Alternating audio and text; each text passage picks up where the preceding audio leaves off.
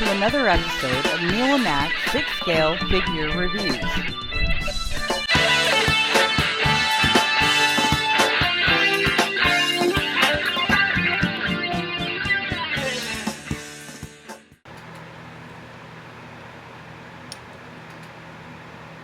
Okay, here's the embossed box of the Darth Vader Deluxe Hot Toys 6-Scale figure. As you can see, it's the Sideshow Exclusive, with the Sideshow Exclusive sticker on the side there. On the side, it continues a little bit of embossment on the side there with the name on both sides of the box. And then we have a picture of the figure on the back with a nice background image. It's a pretty good representation of the figure.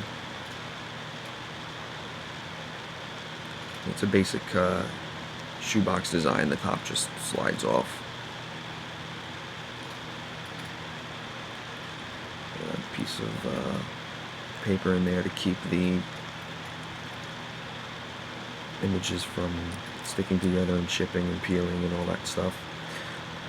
On here we have a flap that shows the alternate head holding the open mask at the bottom there. And this piece just slides right out.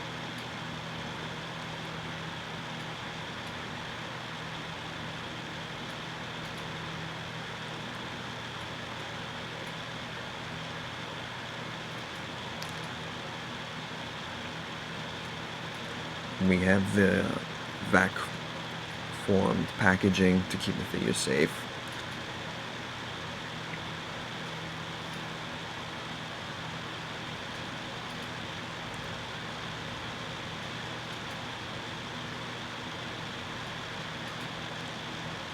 And it's multi-layer to hold the different parts that come with it. So here's the alternate head. It comes wrapped in plastic.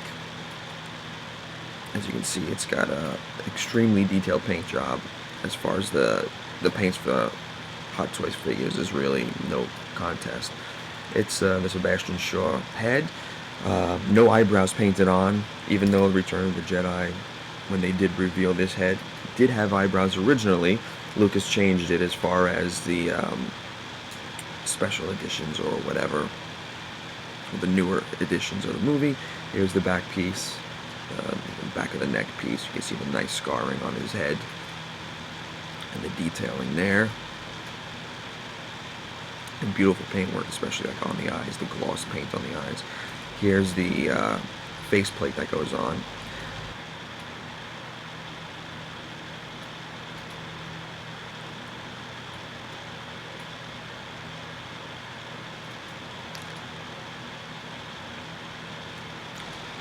Here's the interior of the mask that we see in Revenge of the Sith, all the detailing there.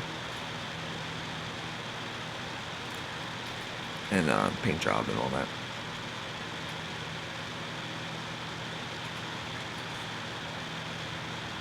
And here's the dome. It's just high gloss black.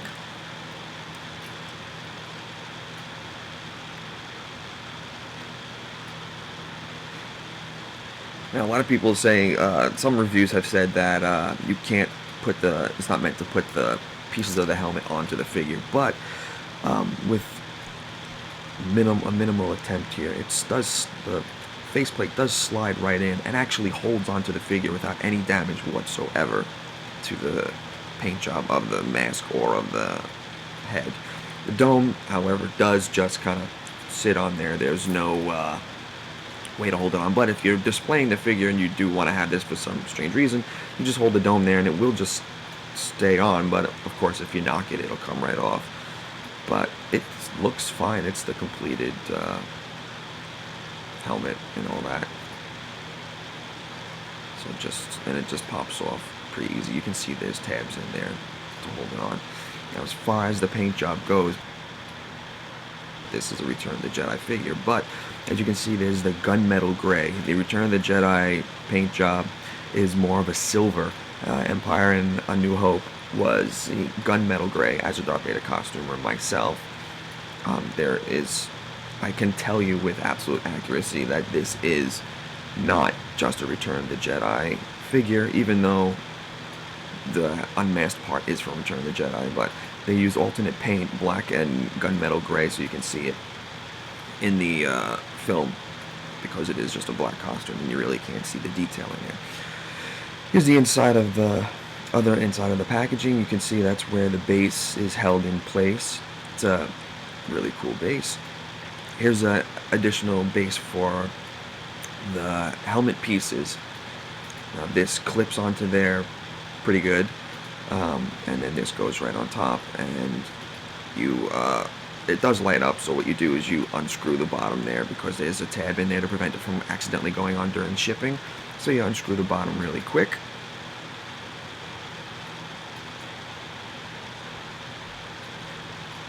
You pop that piece off, and there's the batteries that are included, and there is a tab right in there. If you can see it right there, it's a clear tab. You pull it right out, and it lights up, which is a really cool feature here. If you can see, in minimal lighting. And I'll show you. We'll put that faceplate and helmet back on there. This faceplate, actually, well, when you get it on, it clips on pretty solid. When you get the dome, you put that on like that, which is a really, really cool effect for display. You can see the great lighting effect, and I'm going to turn the light out here so you can see it even better. And that's in complete darkness, and it's a really, really cool effect.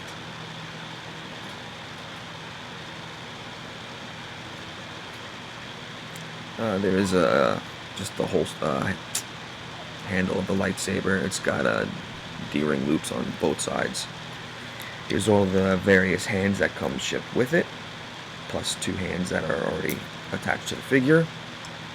You have the fist. The pegs are inside each glove, so you don't have to worry about breaking them. There's a regular kind of resting hand. Here's another one of the resting hands, kind of like you can do the tuck the thumbs into the belt that he does. There's the kind of a reaching hand, or a force hand, whatever way you want to position it. Here's the power of the dark side kind of pose there. Here's another fist. And you can see the detail in there. These are rubber, but they have the stitching detailed in there to make it look like it's leather, which is really cool, and once again, really amazing work by Hot Toys. Here's a pointing finger. Here's a kind of like a palm up, I'd say, like blocking Han Solo's blasts like an Empire. Here's the severed hand, 2 pieces.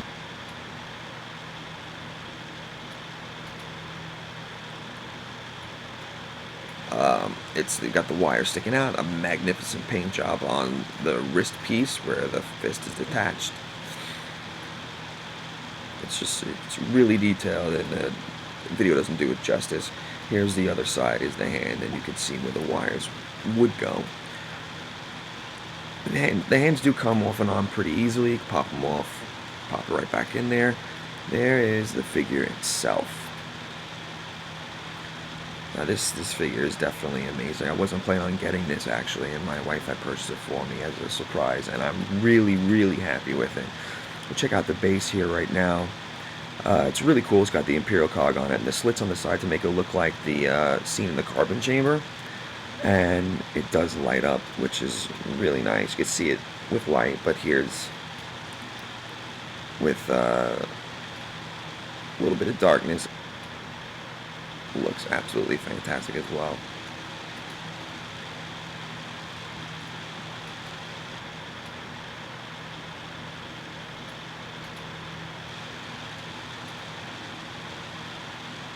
Here's a nice close-up of the figure. As you can see, like, it does look exactly like the other face if you put the helmet on there, so it's consistent.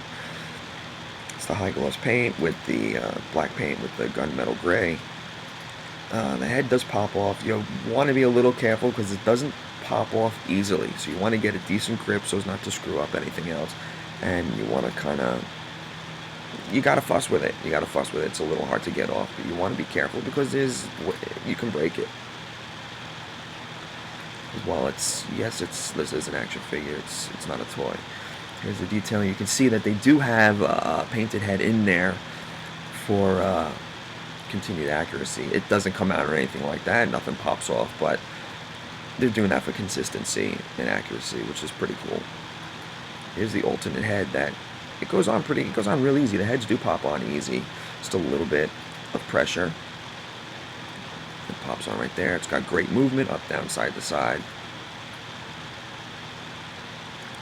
And you can see how everything fits on there. It looks like it belongs, kind of thing, which is really cool. Again, here's the faceplate with, you can see there's just a little clip in there. It does fit on there. I'm not going to say that it doesn't. You can see there's a little thing in there that fits it together. So it does look like it is intended to go on like that, so you can recreate even that part of the scene where it's halfway off. You put the dome again, just kind of sits there, and it's a little off right now, but shake it up, it does pop off. And again, the faceplate comes off real easily.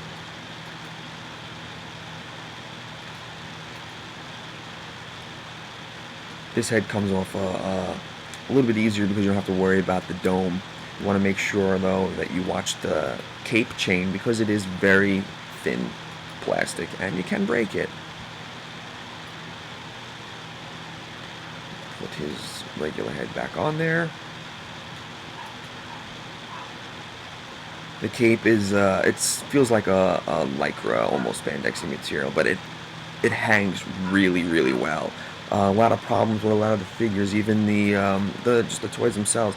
They use a thicker kind of cape, and this one is, it's definitely made to look like the cape from the films. It's pleated.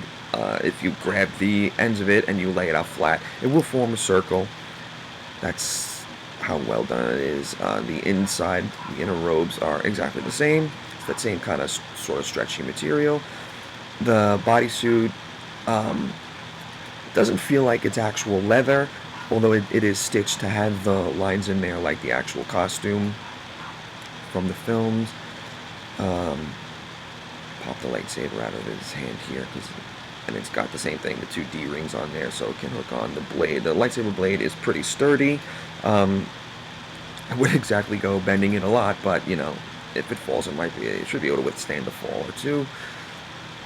The chest box is extremely detailed. The paint is amazing. There's a switch on the back that does light up the belt and the chest box. You may have to, I didn't have to, but you may have to unscrew that there just to get to the batteries if you need to change them, or pull out the tab. As you can see, the lights go on. The belt lights here is with one light off. It's not complete darkness, but in complete darkness it does look pretty cool. The blinking sequence isn't movie accurate. It just blinks like that. Here's complete darkness. Looks really, really cool. We'll put it back onto the stand so you can see how everything looks. Turn the base light on. You can see complete darkness. It does light it up really cool. Put it down there so you can get a good view. It's a very, very bright base, and it's really, really well done. Hot Toys lighting, they don't cheap out. They do really, really good job with that. And the batteries do last a pretty long time, as long as you're not displaying it 24/7.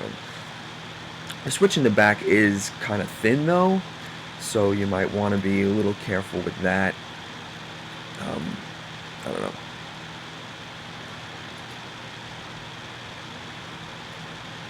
But here's the inside stitching of the cape. You can see, like, they really take the time to do this great. It's really strong stitch. No problems with the seams at all. No loose stitching at all. The chest armor is pretty solid. It's a little thin. There's the shoulder pads with a nylon strap to hold them in place there. It's just glued on, so, you know.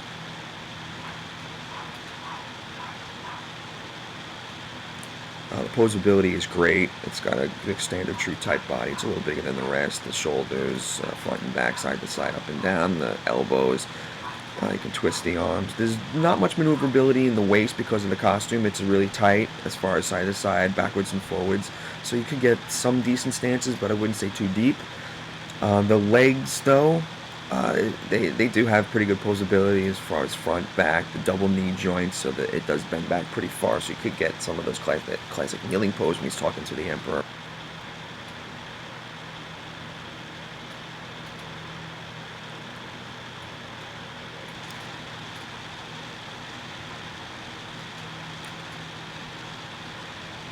The shin armor is attached to the boots. It's high gloss. It's plastic. There's strapping to make it look like, you know, it's strapped on there, but they are attached to the boots, but they're separate to give it that accurate look. There's the bottom boot and the leg, the calf are separate, so you can get that posability. There is a joint in there, so you can get really great poses. And if you're spreading the legs out for any kind of wide stance poses, the feet can stay pretty flat, which is really, really cool.